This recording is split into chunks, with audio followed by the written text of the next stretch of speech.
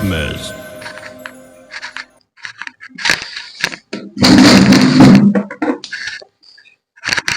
जय हिंद साथियों, कैसे हैं आप सभी लोग। मैं उम्मीद करता हूं कि आप लोग स्वस्थ होंगे, मस्त होंगे और अपने अपने पढ़ाइयों में जबरदस्त तैयारी करते होंगे।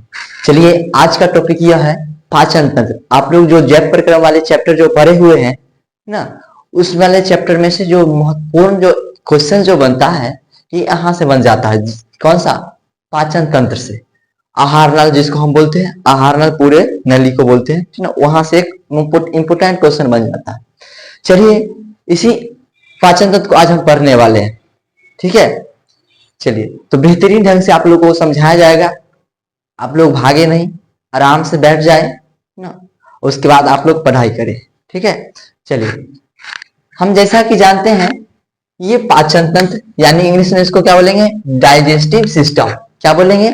Digestive system. ये होता क्या है तो बोलेंगे पाचन तंत्र एक ऐसा सिस्टम होता है, एक ऐसा तंत्र होता है जिसमें विभिन्न प्रकार के अंग काम करते हैं।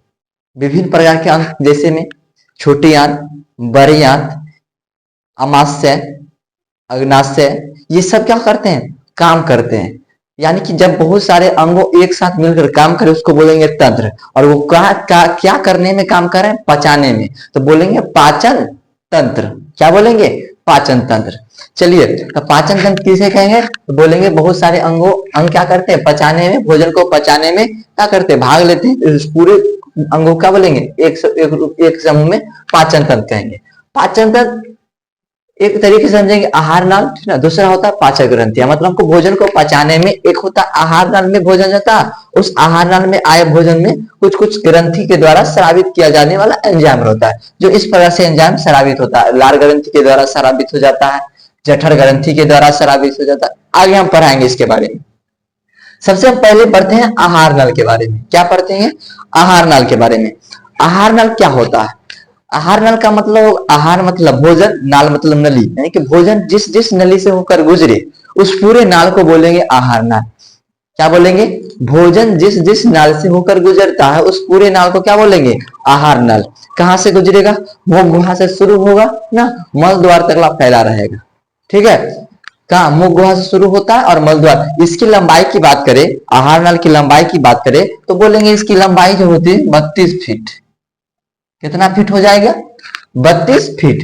अगर मीटर की बात करें इसको बोलेंगे 8 से 10 मीटर। कितना? 8 से 10 मीटर। आहार नाल की लंबाई कितना हो जाएगा? 8 से 10 मीटर। फीट में पूछे तो 32 फीट। किसी कोई दिक्कत? चलिए आगे पढ़ते हैं। तो आहार नाल को इंग्लिश में बोलते हैं एलिमेंट्री कैनाल, है ना। चलिए, आहार नाल में सबसे पहला भाग आता है हमारा मुख गुहा, यानी कि मुख गुहा से हमारा भोजन का पचना शुरू हो जाता है। मुख गुहा में हम लोग पढ़ने वाले मुख गुहा, है ना। मुख गुहा को बोलते हैं बक्कल कैविटी। क्या बोलेंगे? Buccal cavity. गुहा का मतलब खाली स्थान। जैसे मुख में गुहा होगा तो लोग खाली स्थान तब ना भोजन दे देते हैं, भोजन रखा जाता है। जहां पर खाली स्थान वहां पर भोजन जाएगा नहीं, या कुछ भी नहीं जाएगा। ये बड़ा कमरा है, खाली है तब ना हम आ जाते। इसमें कुचल रहता, मतलब ठूस ठूस के कुछ कुछ भरा रहता, हम आ पाते अंदर? नहीं आ पाते। मतलब खाली स्थान को हम लोग क्या बोलेंगे? बायोलॉजी में गुहा बोलेंगे, ठीक है। यानी कि मुख है ना, तो बोलेंगे मुख गुहा। मुख में पाए जाने वाले खाली स्थान को क्या बोलेंगे? मुख गुहा। और इसी मुख गुहा में हमारा जीभ, हमारा दांत और हमारा लार ग्रंथि पाया जाता है।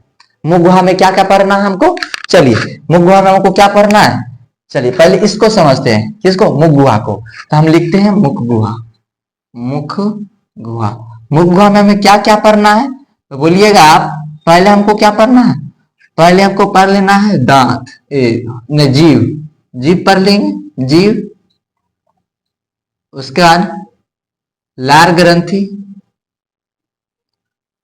लार ग्रंथि। उसके बाद क्या पढ़ना है? दांत। तीन चीज। मुख गुहा में हमें तीन चीज पढ़ना है। क्या क्या पढ़ना है? जीभ पढ़ना है, लार ग्रंथि पढ़ना है और दांत पढ़ना है ना। आप लोग ये सब जानते होंगे, जीभ क्या होता है, लार ग्रंथि क्या होता है और दांत क्या होता है, ठीक है। चलिए, आज कुछ अलग जो आप लोग पढ़ते हैं ना, आज कुछ हट के पढ़ना है ना। आज हम पढ़ाने नहीं, दिमाग में सिखाने आए हैं। एकदम अच्छी तरह से सीख जाइएगा, है ना। फिर एग्जाम में बैठिएगा तो बेहतरीन ढंग से आप लिख सकते हैं। ठीक है, तो अब हम क्या पढ़ने वाले, मुख गुहा में पढ़ने वाले। ठीक है, मुख गुहा में क्या क्या पाएगा, जीभ पाया जाएगा और लार ग्रंथि पाया जाएगा और दांत पाया जाएगा। सबसे पहले हम बोलते हैं जीभ। जीभ पर आते हैं। ये जीभ होता क्या है, जीभ होता है एक, क्या जीभ में हड्डी होता है, बोलेंगे जीभ एक प्रकार का मांसल संरचना होती है। क्या होती है, मांसल संरचना होती है। ये पाचन में हमको क्या भूमिका निभाएगा, तो बोलेंगे ये पाचन में नहीं, ये हमें स्वाद में सहायता करेगा। क्या, किसी भी चीज को क्या करता है, स्वाद पता करने में। जैसे खट्टा है तो कौन पता करेगा, कान तो पता कर नहीं सकता, कौन पता करेगा, जीभ पता करेगा। क्या पता करेगा, जीभ। कड़वा कोई खा रहा है, जैसे मान के चलिए तीता बहुत ज्यादा लग रहा है ना, तो कौन पता करेगा, जीभ पता करेगा। नमक लग रहा है, कौन पता करेगा, जीभ। यानी कि जो भी हमारे स्वाद वाली बात हो जाए, खट्टा मीठा कड़वा है ना, ये सब, ये कौन सी बात कौन पता करेगा, जीभ पता करेगा। ठीक ना, जीभ के ऊपर पाया जाता है छोटा छोटा अंकुर। ठीक ना, ये मान चलिए किसी का जीभ है, इस पर छोटे छोटे अंकुर पाए जाते हैं। क्या पाए जाते हैं, अंकुर पाए जाते हैं। उसी अंकुर को क्या बोलते हैं, स्वाद कलिया। स्वाद कलिया। और यही स्वाद कलिया क्या करता है, भोजन को, भोजन में स्वाद को पता करता है ना। जैसे कभी कभी मम्मी लोग बहुत स्वादिष्ट भोजन बना देती होगी ना, तो जबरदस्त खाते होंगे। कभी कभी अच्छा ना लगता होगा ना, तो नहीं खाते होंगे। खैर, आप लोग समझ गए होंगे क्या स्वाद कलिया या जीभ का काम क्या, जीभ का काम क्या है इसमें, भोजन को, भोजन में स्वाद को पता करना। ठीक है, जीभ समझ में आ गया। दूसरा आता है लार ग्रंथि। ये हम सबसे पहला मुख गुहा में क्या आ जाएगा, लार ग्रंथि। ये आप ग्रंथि पर आइए। अब इधर हो गया मुख गुहा, अब उसके साथ कौन सा आएगा, लार ग्रंथि। अब लार ग्रंथि होता है क्या, तो बोलेंगे ये लार स्रावित करता है। क्या स्रावित करेगा, लार स्रावित करता है। अपना लोग बोलते हैं थूक, बस वही ना, क्या करता है, स्रावित, लार स्रावित करता। और लार हमारे लिए बहुत जरूरी है ना, लार हमारे लिए बहुत जरूरी, एंटीसेप्टिक का भी काम करता है ना। बचपन में देखते किसी लड़का को क्या करता है, कहूं पर घाव हो गया है ना, लार लगा के ठीक कर देता था। ठीक है, ये लार बहुत जरूरी है। अगर लार ना रहेगा तो भोजन का पाचन भी अच्छी तरीके से नहीं होगा, आदमी बीमार पड़ जाएगा। आगे देखिए, हमारे मुख गुहा में 3 जोड़ी लार ग्रंथि पाई जाती है। कितने जोड़ी, 3 जोड़ी। एक का नाम है पैरोटिड लार ग्रंथि। पैरोटिड, क्या रहेगा, पैरोटिड। पैरोटिड समझ रहे, लार ग्रंथि तो समझिए रहे, पैरोटिड लार ग्रंथि। दूसरा रहता है सब मैंडिबुलर लार ग्रंथि। सब मैंडिबुलर, सब मैंडिबुलर लार ग्रंथि। ठीक है, और तीसरा रहता है सब लिंगुअल, सब लिंगुअल, लिंगुअल लार ग्रंथि। चलिए, ये 3 जोड़ी लार ग्रंथि रहती है। समझ में आ गया। तो लार ग्रंथि कितने पर आएगा, 3, मतलब कितने जोड़ी, 3 जोड़ी है ना।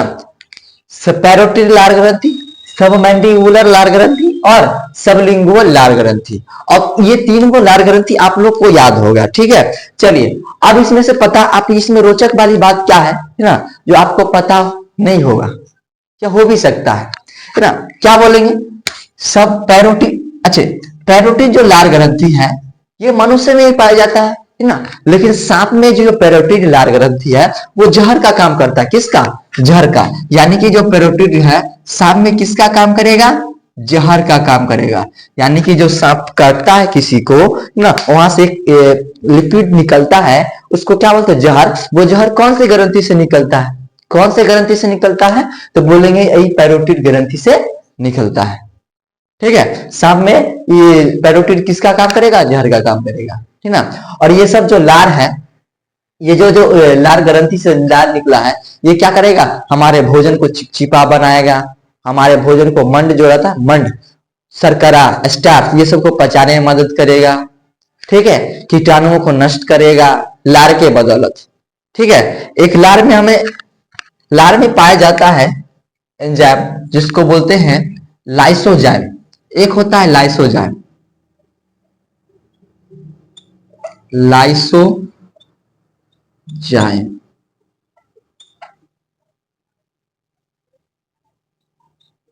लार में पाया जाता है एक लाइसोजाइम, ये एंजाइम है। ये एंजाइम का काम क्या है, ये एंजाइम का काम है भोजन में आए क्या जीवाणुओं को क्या करता है, जीवाणुओं का भक्षण करता है।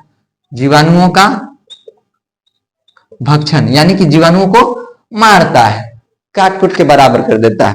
जैसे हम लोग देखते हैं घर पर ना, जैसे हम लोग घर पर क्या देखते हैं, हर एक स्थान पर देखते हैं गंदा हाथ है, गंदा हाथ है, कोई मिठाई आया, मिठाई ले लिया और खा लिया। अब बताइए वो जो उसमें जो गंदा हाथ था उसमें मत कीटाणु भी था? कीटाणु कहाँ गया? पेट में चल जाएगा, दिक्कत है, आदमी को तो बीमारी हमेशा फैलने लगेगा। इसके लिए हमारे हमारे अंदर जो लार ग्रंथि में एक पाया जाता है लाइसोजाइम, ये क्या करता है, जैसे मुख के अंदर किसी भी चीज को डालते हैं या किसी भी चीज को खाते हैं तो पहले हमारा दांत क्या कुचर देता है उसको, अच्छा से उसको चबाता है, उसके अंदर से लार निकलता है, लार में एक चीज निकलता है लाइसोजाइम। क्या निकलता है?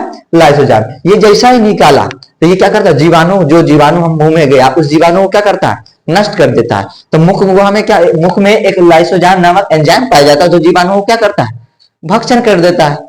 ठीक है, चलिए एक बात और, जैसे हम लोग मतलब छोटे छोटे जो बच्चा था ना, छोटे छोटे जो बच्चे होते हैं वो क्या करते हैं, जो मन हुआ वही चीज खाते रहते हैं। और बॉस की क्या करेगा, जो मिट्टी वाला हो गया, जैसे कुछ गिर गया तो वो उठा खाएगा, पूरे लेवरा लेगा पूरे मुंह में, है ना। तो उस समय बहुत ज्यादा लार निकलता है ना, देखेगा किसी को इतना निकलता है कि धोकर इसमें गर्दन में रुमाल पहना देता है, नहीं पूरा लार टपकते रहता है। क्यों? क्योंकि भगवान को पता था, है ना, अगर इसको अभी ज्यादा लार ना निकालेंगे तो जिहे से खाते रहता, बार बार बीमार पड़ जाएगा, जीवाणु अंदर चल जाएगा, क्या होगा, बार बार बीमार पड़ जाएगा। इसके लिए क्या करो, लार ज्यादा निकालो, जैसे ही जीवाणु अंदर जाए मिट्टी खाएगा और उसको लाइसोजाइम क्या होगा, नष्ट कर देगा। इसलिए लोगों को ज्यादा कुछ नहीं होता है। ठीक है, तो लार समझ में आ गया, है ना। और ये जो लार है ना, ये जो लार है, ये जो लार है ये मनुष्य में प्रतिदिन लगभग 1.5 लीटर स्रावित होती है, प्रतिदिन 1.5 लीटर। कितना? प्रतिदिन 1.5 लीटर स्रावित होती है मनुष्य में। ठीक है, चलिए आगे देखिए।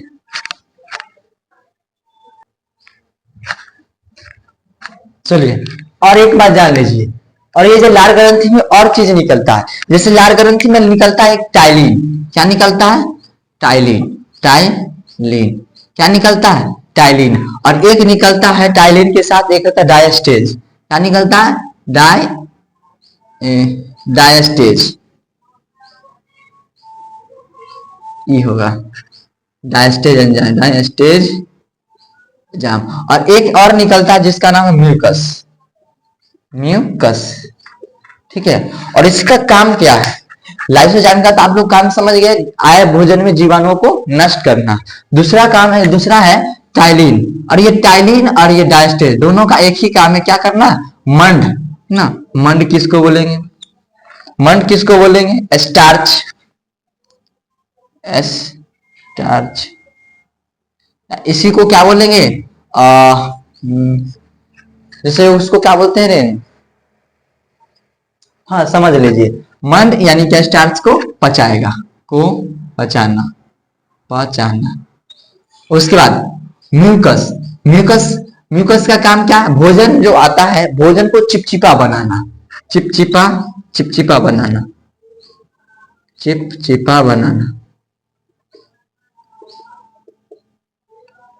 चलिए समझते हैं, क्या लाइसोजाइम का काम क्या है? जीवाणुओं को नष्ट करना। टाइलिन और डायस्टेज का काम क्या है? भोजन में आए मंड, मंड, मंड, सॉरी सॉरी सॉरी ना, भोजन जो आएगा उसमें जो मंड रहेगा ना, स्टार्च रहेगा, छिलका रहेगा, उसको क्या करेगा? पचाएगा। पहले चोकर समझ लीजिए, चोकर क्या समझ लीजिए? चोकर। जैसे आप रोटी तो बनाते होंगे, रोटी में क्या रहता है? चोकर तो रहता है। अब बिना चोकर वाला रोटी नहीं रहेगा, वो मैदा का रोटी हो जाएगा ना, बिना चोकर का रोटी वो मैदा का रोटी हो जाएगा। ठीक है, जैसे आप क्या कर, डायस्टेज क्या करेगा, टाइलिन क्या करेगा, मंड यानी कि चोकर को पचाने में मदद करेगा ना। अगर इसमें अगर डायस्टेज ना रहेगा तो चोकर नहीं पचेगा। ठीक है, तो मुख गुहा में ये सब एंजाइम पाया जाता है, लाइसोजाइम, टाइलिन और डायस्टेज और म्यूकस। म्यूकस क्या करता है? भोजन को चिपचिपा बनाता है। एक काम देखिए ना, अगर भोजन चिपचिपा ना बनेगा ना तो यहाँ पे अटक जाएगा, है ना, अटक जाएगा, जिस कारण से आप जो यहाँ पर क्या होगा, अटक जाएगा तो फिर अंदर जाइए नहीं करेगा, तो फिर आपको दिक्कत हो जाएगा। फिर आप क्या कीजिए, पानी पीजिएगा, फिर आप अंदर चल जाएगा ना। कभी कभी होता क्या है ना, आदमी खाते रहता है, खाते रहता है, खाते रहता है, खाते रहता है, अटका लेता है यहीं पर एक तक, फिर आदमी जबरदस्ती घर के अंदर ले जाता है। नहीं देखे होंगे, तो वहां पर किसकी कमी है? म्यूकस की कमी होता है। फिर धीरे धीरे वो म्यूकस ठीक हो जाते हैं। तो हम लोग क्या, धीरे धीरे हमको खाना खाना चाहिए, एकदम स्पीड में नहीं ना, हाली हाली नहीं करना चाहिए खाना ना, हमें धीरे धीरे खाना चाहिए। तो टाइलिन और डाइस्टेज का काम क्या है? चोकर को पचाना। लाइसोम का क्या है? लाइसोजाइम का काम क्या है? जीवाणुओं को नष्ट करना। म्यूकस काम है भोजन को चिपचिपा बनाना। तो मैं उम्मीद कर सकता हूं कि आप लोग मुख गुहा में जो लार ग्रंथि ये समझ गए होंगे ना। अब तीसरा आता है दांत। ये भी जबरदस्त टॉपिक है, दांत। ये दांत के बारे में समझते हैं, ये दांत क्या होते हैं, सुनिए आप।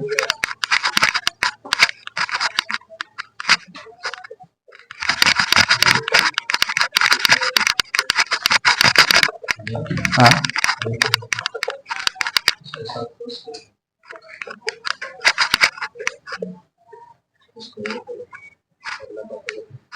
चलिए दांत को समझते आओ। सबसे पहले हमारे मुख गुहा में जो पाया जाता है दांत, मुख्य गुहा में पाया जाता है, ठीक है। सबसे पहले दांत का जो अध्ययन करने वाला है उसको बोलेंगे ओडोंटोलॉजी। ओडोंटोलॉजी। दांतों के अध्ययन को क्या कहेंगे? ओडोंटोलॉजी। दांतों के अध्ययन को ओडोंटोलॉजी। एक वयस्क मनुष्य में दांतों की संख्या कितना होती है? 32 होती है। वयस्क मनुष्य में दांतों की संख्या 32। वयस्क मनुष्य, वयस्क में दांतों की संख्या, कुल संख्या 32। और छोटा बच्चा में जो रहता है, छोटे बच्चों में, है ना, बच्चों में दांतों की संख्या रहती है ना, जिसको बोले दूध का दांत, बच्चों में होती है 20।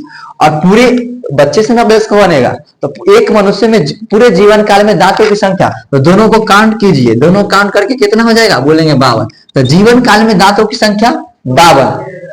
बच्चों में 20, वयस्क में 32। ठीक है, चलिए आगे पढ़ते हैं। तो दांत दो परत से होते, दांत के दो भाग होते हैं, है ना। ये दांत दो भाग होते हैं। दांत के कितने भाग? दो भाग। नीचे वाले भाग को बोलेंगे डेंटाइन। क्या बोलेंगे? डेंटाइन। डेंटाइन। नीचे वाले भाग को क्या बोलेंगे? डेंटाइन। और ऊपर वाले भाग को बोलेंगे इनामेल। इनामेल।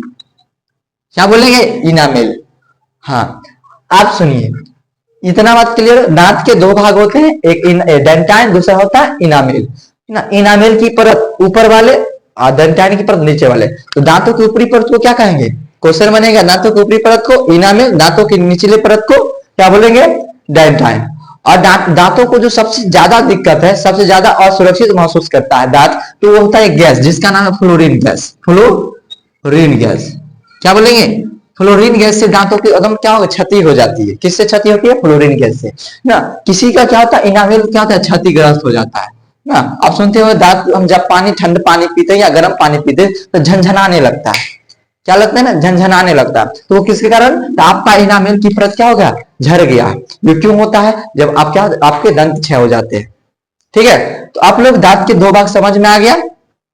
दांत के कितने भाग? दो। नीचे वाले भाग को डेंटाइन, ऊपर भाग के इनामेल। ठीक है, चलिए दांत के दो भाग कंप्लीट हुआ। अब पढ़ते हैं दांत के कितने प्रकार होते हैं, है ना। दांतों के प्रकार। तो दांत के 4 प्रकार। ये भी बहुत क्वेश्चन हो जाता है, क्वेश्चन पूछ लेता है, बताइए दांत तथा दांतों के प्रकारों का वर्णन करें।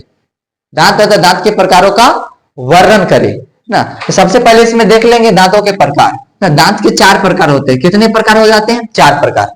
सबसे पहले देखेंगे नीचे वाले दांत को ना। ये वाले दांत देखेंगे, ये। चलिए देखिए, हम दांत बनाते हैं, आप लोग देखिएगा। हो गया, चलिए देखते रहिएगा।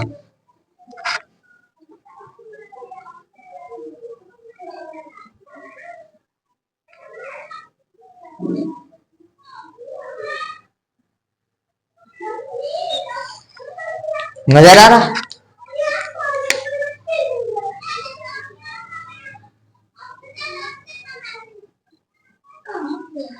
चलिए आगे पर। हो गया ये हो गया कुल दांत।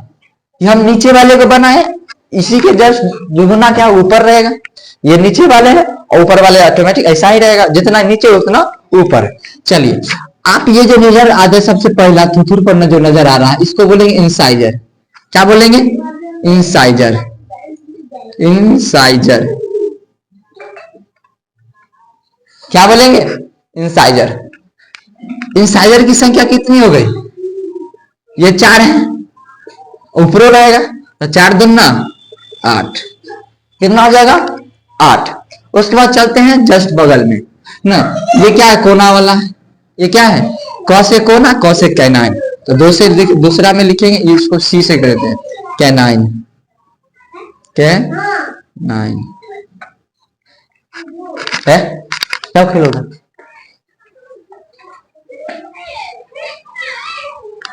क्या हो जाएगा कैनाइन। कैनाइन की संख्या कितना हो गया, 2 नीचे और 2 ऊपर। तो क्या लिखेंगे 2 गुने 2 बराबर कितना हो जाएगा 4। तो कैनाइन की संख्या 4। कैनाइन क्या होता है ना, शाकाहारी जीवों में छोटे छोटे, हम लोग शाकाहारी मांसाहारी दोनों सर्वहारी है, हम लोग में छोटे छोटे जो मांसाहारी जीव होते हैं जैसे में शेर कुत्ता, इस समय बड़ा लंबा लंबा हो जाता है, उसको चीरने फाड़ने में सहायता प्रदान करता है। तीसरा लिखेंगे,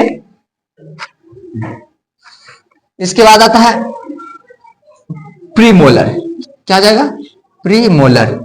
प्रीमोलर देखेंगे, प्रीमोलर, प्रीमोलर कितना नजर आ रहा है, 2 इधर और 2 इधर, 2 2 4 और फिर ऊपर 4 फिर 2 दुगुना कर देंगे, 4 दूना 8। और उसके बाद ये जो 3 को नजर आ रहा है क्या हो जाएगा, उसको बोलेंगे मोलर, इसको बोलेंगे मोलर। क्या हो जाएगा मोलर। मोलर की संख्या 3 3 6 6 3 और 3 6 6 दूना 12, 6 दूना 12 12। ये हो गया आपका दांत। क्या हो गया दांत।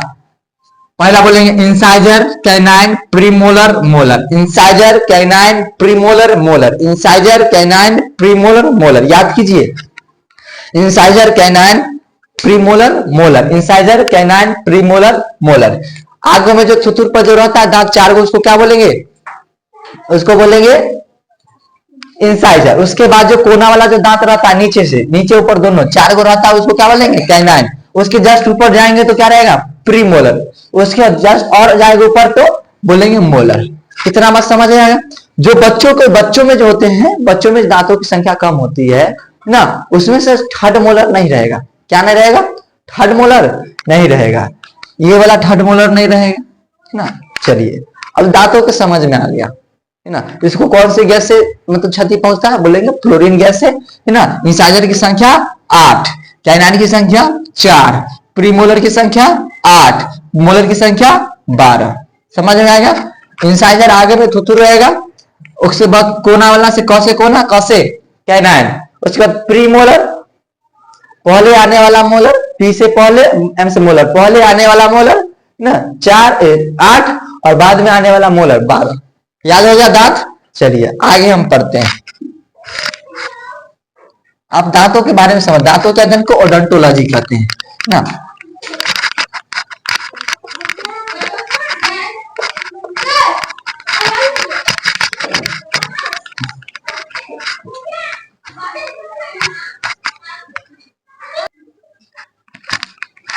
चलिए तो मैं उम्मीद करता हूं कि यहां तक आप लोगों को समझ में आ गया होगा। ठीक है चलिए आगे पढ़ते हैं। आगे क्या जाते हैं, तो मुख गुहा, आहार नल का पहला भाग क्या आ जाता है मुख गुहा ना। मुख गुहा के जस्ट नीचे आएंगे तो आता है ग्रास नली। क्या बोलेंगे ग्रास नली ना। क्या हो जाएगा ग्रास नली। चलिए आप लोग आप देखिए, अब पहले हम मुख गुहा पहले वगैरह सब बनाएंगे। ठीक है ये तो हट मुख गुहा में तो ये तो आ गया, इसको मिटाते हैं। ठीक है चलिए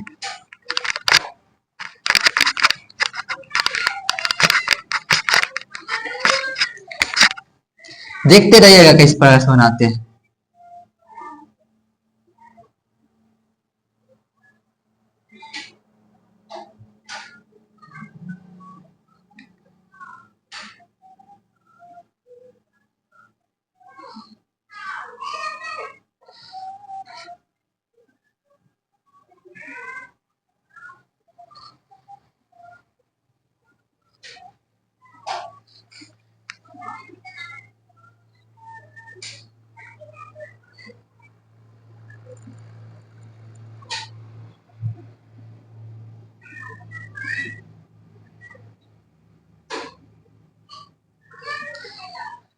आप लोग अभी यहीं तक पढ़िएगा, इससे ऊपर चलिए क्या पढ़ेंगे ग्रास नली।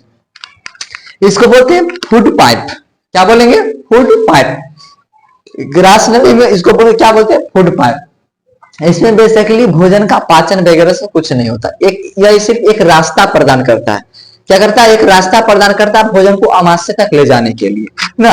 ये जो यहाँ से यहाँ तक जो देख रहे हैं ये क्या है, भोजन को रास्ता प्रदान करता है, क्या किसके लिए, अमाशय तक ले जाने के लिए। ठीक है, इसकी लंबाई की बात करें ना तो लगभग 11 सेंटीमीटर के करीब होता है। कितना सेंटीमीटर, 11 सेंटीमीटर। समझ में आ गया। ये क्या करता है, जैसा मान के चलिए आप अगर सीधा अगर लंबा रहेगा, ठीक ना, तो यहाँ से आप जब भोजन खाएगा, भोजन हम जब खाएंगे, इस भोजन को खाएंगे और जब नीचे आएगा तो ढपाक से ना कहाँ आ जाएगा, अमाशय में आ जाएगा। तो अमाशय में चोट लगेगा, चोट लगेगा या नहीं लगेगा, बोलेंगे लगेगा ना, धपाक धपाक गिरेगा, डब डब डब डब आवाज आएगा। इसके लिए ये क्या करता है, ये संकुचन और शिथिलन करना शुरू कर देता है। क्या करेगा, संकुचन और शिथिलन, कुछ इस प्रकार से, कुछ इस प्रकार से,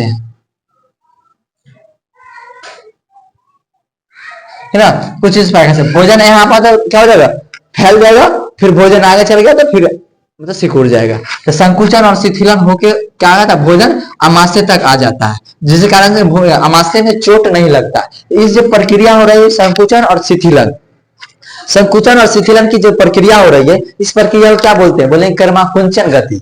क्या बोलेंगे, कर्माकुंचन गति ना, क्या बोलेंगे, कर्माकुंचन। तो पूछता है कर्माकुंचन किसे कहेंगे, तो बोलेंगे आहार नल की दीवारों में संकुचन और शिथिलन की प्रक्रिया होती है, इस प्रक्रिया को क्या बोलेंगे, कर्माकुंचन कहते हैं। इस प्रक्रिया को कर्माकुंचन कहते हैं। अगर कर्माकुंचन नहीं होता तो पाइप इस प्रकार से होता, जैसे ही हम खाना खाएंगे ढपाक से ना गिरता, कहाँ, हमारे अमाशय में चोट लग जाता, अमाशय में छेद हो जाएगा, 2-4 फिर धंसा देता, दिक्कत हो जाता। भगवान बड़ी होशियार थी, नहीं, वो क्या किए, कर्माकुंचन गति करवाने लगे, एकदम धीरे धीरे आएगा। जिस प्रकार से हम लोग क्या करते हैं घर पर, है ना, मुंह धोने वाला जो पेस्ट होता है खत्म हो जाता है तो क्या करते, पिछुआ से पकड़ते हैं, दवा के एकदम अमेटते यहाँ पर पचाक से ना, तो बरस लगा कर देते, अभी बचले था, उसको धोने लगते हैं। इस प्रकार से होता है कि नहीं होता है।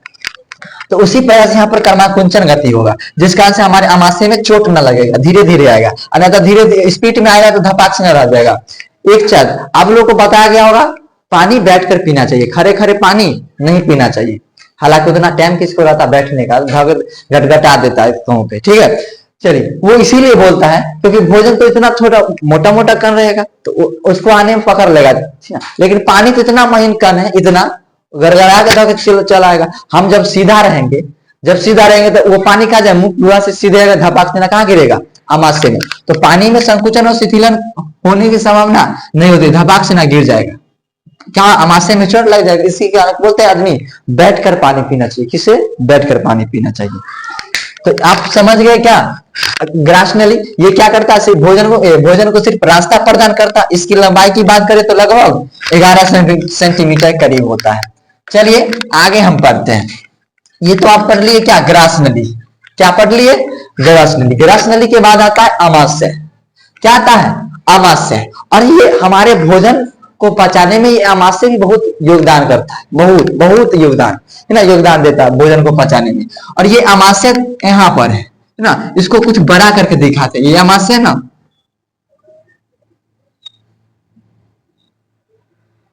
चलिए ये अमाशय हम बना लिए ना, यही अमाशय, इसको क्या बोलेंगे, अमाशय। चलिए ये इसी को मेनली यही पेट है, मेनली यही पेट है। अंदर के पेट को क्या बोलेंगे, ये जो अंदर के पेट को क्या बोलेंगे, अंदर के पेट को हम बोलते हैं क्या, अमाशय। और बाहर के पेट को उदर। 2 मिनट रुकिएगा, गर्मी लग रही है।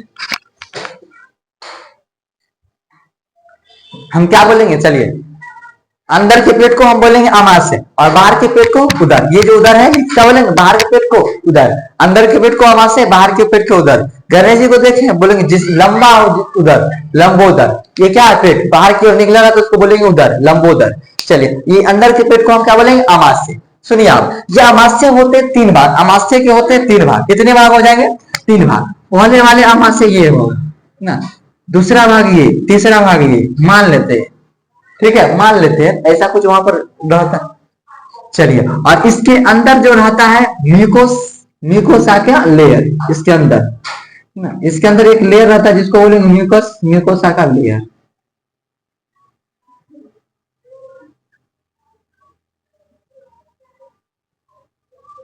चलिए जैसे भोजन आएगा कहां से, हमारे फूड पाइप के रास्ते, ग्रास नली के रास्ते, अमाशय में। तो यहां से निकलता है HCl का स्राव होता है। ये सेल यहां से निकलते रहता है। ठीक है, पहले वाले भाग को हम बोलेंगे कार्डियक, याद रखिएगा कार्डियक। क्या बोलेंगे? कार्डियक। कार्डियक क्यों बोलते हैं?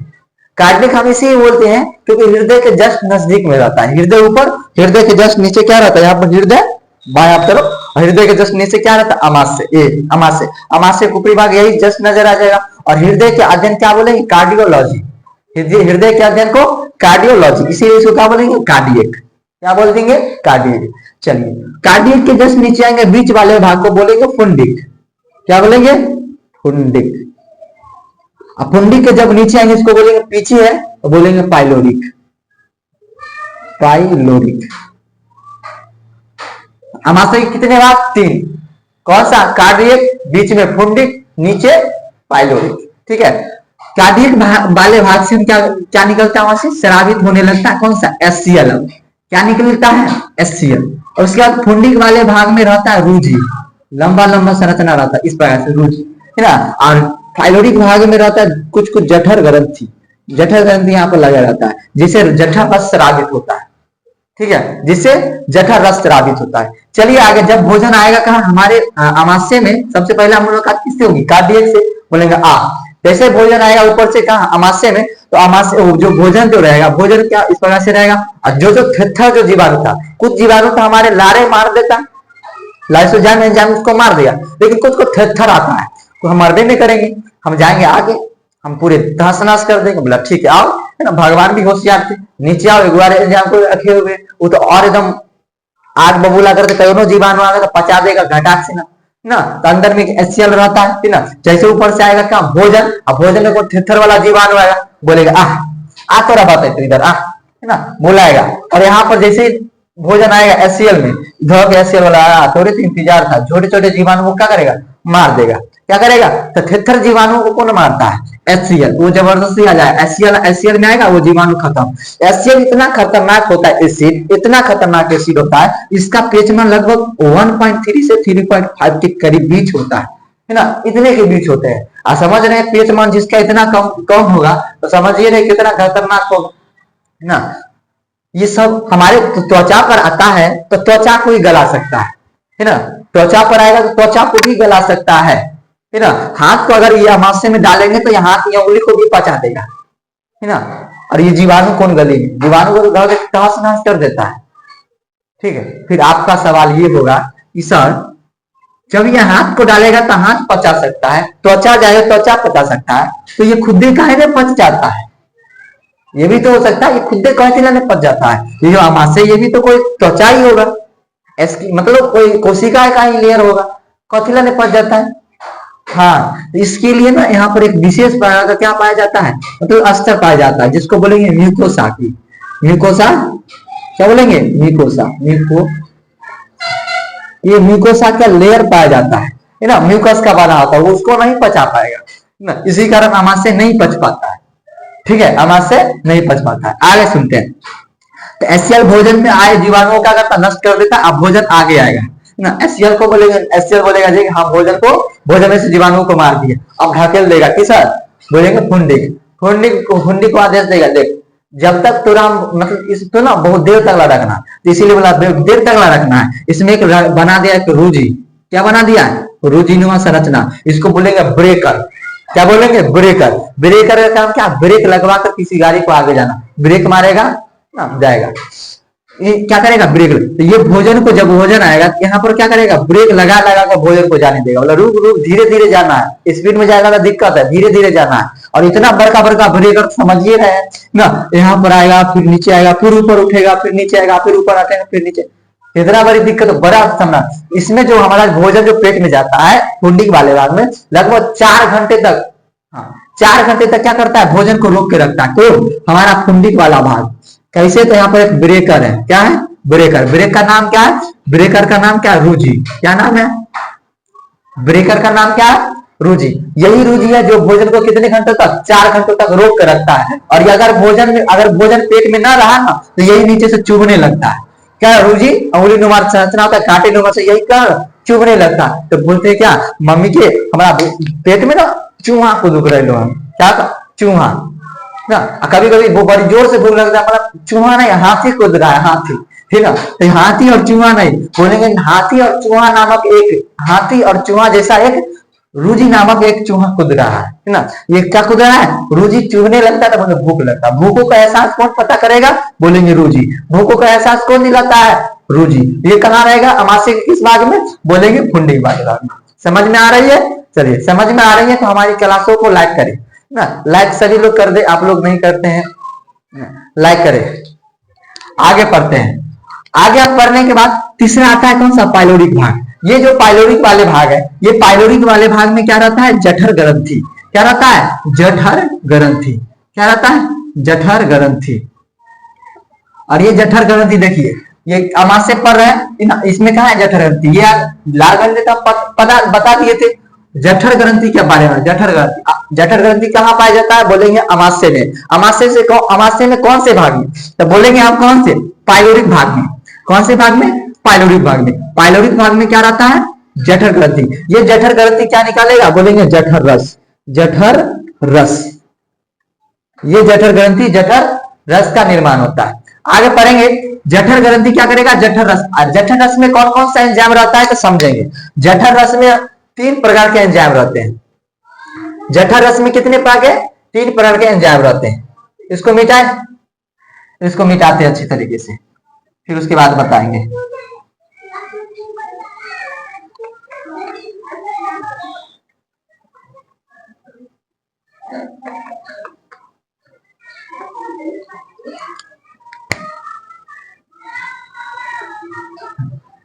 ये जो अमाशय है, अमाशय के सबसे नीचे वाले भाग को क्या बोलेंगे? पाइलोरिक भाग। उससे क्या निकलेगा? जठर रस। जठर ग्रंथि रहता है, बहुत जठर ग्रंथि। और ये जठर ग्रंथि से कौन सा एंजाइम निकलेगा? बोलेंगे जठर रस। जठर रस। जठर रस। और ये जठर रस, सुनो, जठर रस में क्या कौन सा एंजाइम रहता है? बोलेंगे रेनिन और पेप्सिन। बोलेंगे रेनिन और पेप्सिन। रेनिन और पेप्सिन। पेप्सिन। अब चलिए, रेनिन और पेप्सिन का काम क्या है? रेनिन और पेप्सिन का काम क्या? बोलेंगे ये पाचन तंत्र पड़े तो पचाने का ही काम हो। बिल्कुल पचाने का काम है, लेकिन क्या पचाएगा? रेनिन क्या पाचन करेगा? तो दूध का पाचन करेगा। किसका पाचन करेगा? दूध का। दूध को किस में बदल देगा? दही में बदल देगा ना। दूध को दही में। पेप्सिन क्या करेगा? पेप्सिन प्रोटीन का पाचन करेगा। किसका पाचन करेगा? प्रोटीन का। प्रोटीन को किसमें बदलेगा? पेप्टोन में बदलेगा। किसमें? पेप्टोन में। पेप्टोन में। प्रोटीन को पेप्टोन में बदल देगा। अच्छा, आप देखिए, देखते होइएगा, बच्चा जब है ना, छोटका बच्चा देखेंगे है ना, वो दूध पीता रहता है। दूध पीता रहता है ना। वो उसको पेट भरने के लिए क्या चाहिए? दूध चाहिए, पीता रहेगा। हम लोग उसको खिलाने लगते हैं, बहु वाह करते रहते, करते ऊपर उठाते रहते, धबाक से रोक देता है। तो रोकता है तो दूध थोड़ी ना निकलता है। क्या निकलता है? दही निकाल देता है। यानी कि पेट में गया हमारा जठर ग्रंथि से क्या निकला? जठर रस, रेनिन। वो रेनिन क्या किया? दूध को दही में बदल दिया। पीता है भले दूध, लेकिन निकलता है क्या? दही। समझ रहे हैं? क्या निकलता है? दही निकलता है। ये जो दही है किसने? रेनिन ने बदला, दूध से, है ना। तो छोटे बच्चे पीता दूध भले, लेकिन निकलता है दही। ठीक है, तो दही में कौन, दूध का पाचन कौन करेगा? रेनिन। और पेप्सिन क्या करेगा? जो हम प्रोटीन खाते हैं, है ना, आप लोग जानते हैं ना, ये दाल में प्रोटीन पाया जाता है, सोयाबीन में तो प्रोटीन पाया जाता है। ये सब जो प्रोटीन खाते हैं, वो प्रोटीन जो पेप्सिन होता है ना, पेप्सिन जठर, वो क्या करेगा? पेप्टोन में बदल देगा। प्रोटीन को पेप्टोन में कौन बदलता है? बोलेंगे पेप्सिन। प्रोटीन को पेप्टोन में कौन बदलेगा? पेप्सिन। और दूध को दही में कौन बदलेगा? रेनिन। ठीक है, तो दूध का पाचन कौन करेगा? रेनिन। प्रोटीन का पाचन पेप्सिन। आगे हम पढ़े, ये हो गया जठर ग्रंथि। क्या हो जाएगा? जठर ग्रंथि। चलिए, अच्छे, जो बूढ़े लोग हो जाते हैं, जो बूढ़े वृद्ध हो जाते हैं, है ना, उन्हें हमको दूध देना चाहिए, दही देना चाहिए? बूढ़े व्यक्ति को हमें क्या देना चाहिए? दूध या दही? तो बोलेंगे दही। क्या बन देना चाहिए? दही। क्योंकि वो तो क्या अंदर में जाके रेनिन का क्या करेगा? दूध। दूध से हम दही, दूध से दही बन जाएगा। हम सीधे हम क्या देंगे? दही। दही उन लोग के लिए बहुत फायदेमंद है। ठीक है, फिर मिलेंगे अगले एपिसोड में। तब तक के लिए जय हिंद। और इतना सब क्लियर हो गया होगा, आप लोग सेशन को शेयर कर देंगे।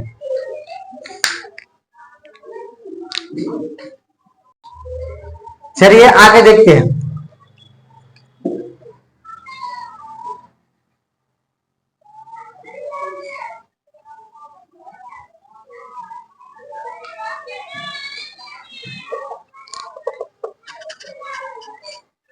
आज आप लोग का पाचन तंत्र समझा करके ही क्या करेंगे, छुट्टी करेंगे।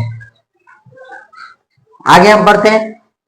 अमाशय में हो गया जठर ग्रंथि, ये क्या करेगा, जठर रस स्रावित करेगा। और जठर रस में कौन कौन सा, रेनिन और पेप्सिन। रेनिन क्या करेगा, दूध का पाचन, पेप्सिन प्रोटीन का पाचन।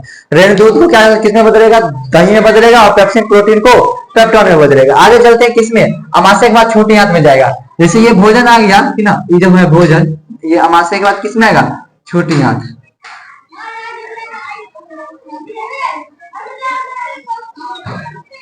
ये जो है ये क्या है, ये छोटी आंत है। क्या है, छोटी आंत। ये छोटी आंत क्या है, छोटी आंत। आपको अगर ये फिगर अच्छा से नहीं दिख रहा है ना, तो आप इधर देख सकते हैं। ये अच्छा से यहाँ पर एक फिगर देखिए, इधर देख लीजिए।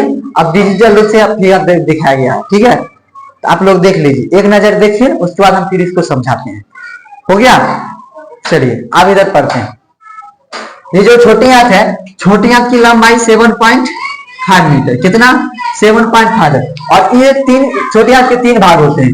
ये पहला भाग यहाँ से यहाँ तक, दूसरा भाग यहाँ से, तीसरा भाग यहाँ से यहाँ तक, है ना। पहले भाग को बोलेंगे डेडुनम। पहले क्या बोलेंगे, डेडुनम, डेडुनम, डेडुनम। दूसरे वाले भाग को बोलेंगे जेजुनम, जेजुनम। तीसरे वाले भाग को बोलेंगे इलियम, इलियम।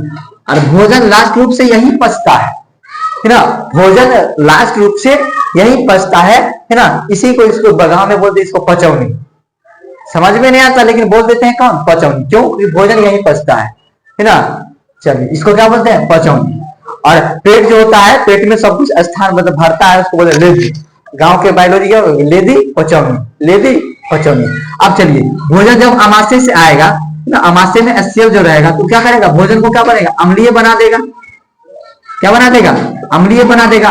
और याद रखना, अम्लीयता ना, ये छोटी आंत का जो पहला भाग है डेडुनम, इसको बड़ा डर लगता है अम्ल से। बोलेगा भाई हमारा बचा लियो, हमारा बचा लियो भाई, तो हम मर जाएंगे। तो क्या करेगा, बोलेगा ठीक है हम भी कोई उपाय करते। तो यहाँ पर एक रहता है पित्त, लीवर। क्या रहता है, लीवर। लीवर के अंदर रहता है एक मूत्र, इसको बोलते हैं पित्ताशय। क्या रहता है, पित्ताशय। इसको दूसरा चैप्टर में पढ़ेंगे, इसको खाली मिला रहे हैं, ठीक है। चलिए, ये पित्ताशय है। और लीवर क्या करेगा, लीवर क्या करेगा, लीवर में बनेगा, लीवर में जो बनेगा, लीवर में क्या बनेगा, लीवर में पित्त का निर्माण होगा। तो पित्त का निर्माण कहाँ हो रहा, कहाँ हो रहा, पित्त का निर्माण लीवर में। लेकिन रहता का स्टोर कहाँ रहता है, स्टोर, स्टोर रहेगा कहाँ, पित्ताशय में, पित्ताशय में। पित्ताशय को इंग्लिश में बोलते गल ब्लैडर, है ना, गल ब्लैडर। चलिए, तो बनेगा लीवर में पित्त, रहेगा किसमें, पित्ताशय में। और इधर रहेगा अग्नाशय, इधर क्या रहेगा, अग्नाशय। चलिए, हो गया अग्नाशय। अग्नाशय से, अग्नाशय में तीन को एंजाइम रहेगा। कितने एंजाइम, 3 एंजाइम, एलेटिलेट, लाइपेज,